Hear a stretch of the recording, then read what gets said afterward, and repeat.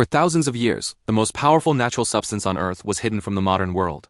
Not because it was rare, not because it was fragile, but because only a few were allowed to know about it. High in the mountains, far from cities, far from civilization, ancient cultures guarded this substance as knowledge, not a product. They believed it carried strength. They believed it restored the body, and they believed it was not meant for everyone. Today, most people have never heard of it. And that's exactly why this story matters. Because what was once protected by ancient healers is now being rediscovered by modern science. Long before supplements, laboratories, or nutrition labels existed, ancient civilizations understood something modern life often forgets: that nature doesn't rush, and neither does real strength. In the highest mountain ranges on Earth, especially the Himalayas, ancient texts describe a mysterious substance that slowly emerged from stone itself. It wasn't planted. It wasn't harvested like a crop. It formed over centuries. Layers of ancient plants, pressed by massive mountains, transformed by heat, pressure, and time. Generation after generation observed it appearing from rock faces during the warm months, dark and resin-like, almost alive. To them, this wasn't just matter. It was proof that the earth itself could create nourishment. Ancient Indian systems of knowledge, especially Ayurveda, spoke of this substance with deep respect. They called it a destroyer of weakness. Not because it made people superhuman, but because it was believed to support balance, resilience, and vitality. Warriors used it before long journeys. Elders used it to preserve strength. Healers used it carefully, selectively, intentionally, and that's an important detail. This knowledge was never casual. It was never mass-produced. It was never taken without purpose. It was understood as something earned through wisdom, not something consumed without thought.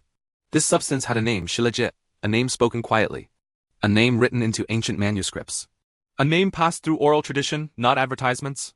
For centuries, Shilajit remained confined to remote regions and traditional systems of knowledge. And then, something happened. The modern world arrived. Industrialization accelerated everything: food, medicine, information. But slow things don't survive fast systems. Shilajit nearly disappeared from awareness, not because it stopped existing, but because it didn't fit into a world obsessed with speed.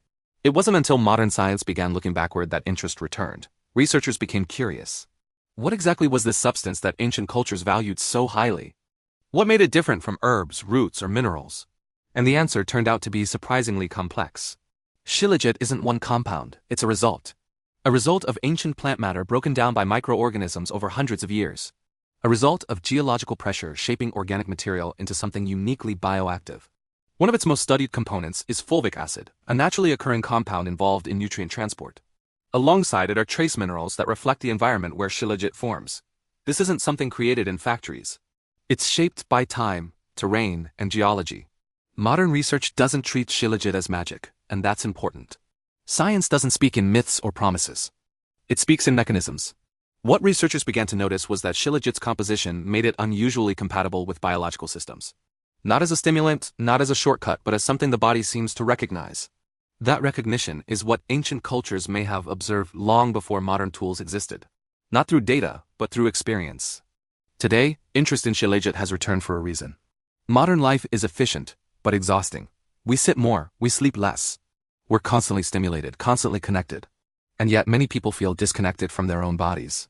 That's why ancient solutions are being re-examined, not to replace modern medicine, but to complement understanding.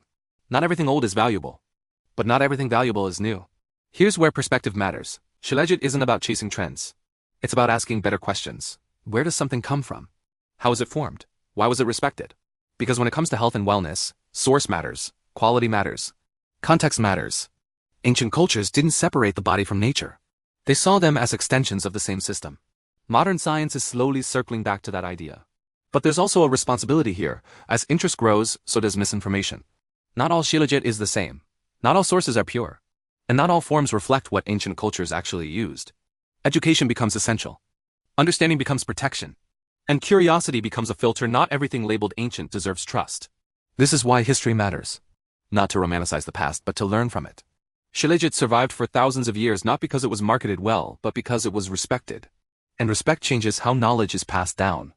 Today, we live in a world where information is everywhere, but wisdom is rare. That's why exploring the origins of things matters more than ever, whether it's Shilajit, nutrition, or wellness itself. When we understand where something comes from, we make better decisions about how, or if, it belongs in our lives.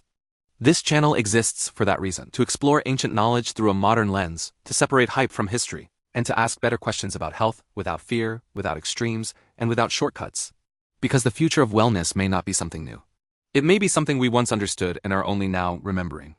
If this kind of knowledge matters to you, subscribe. There's much more to uncover.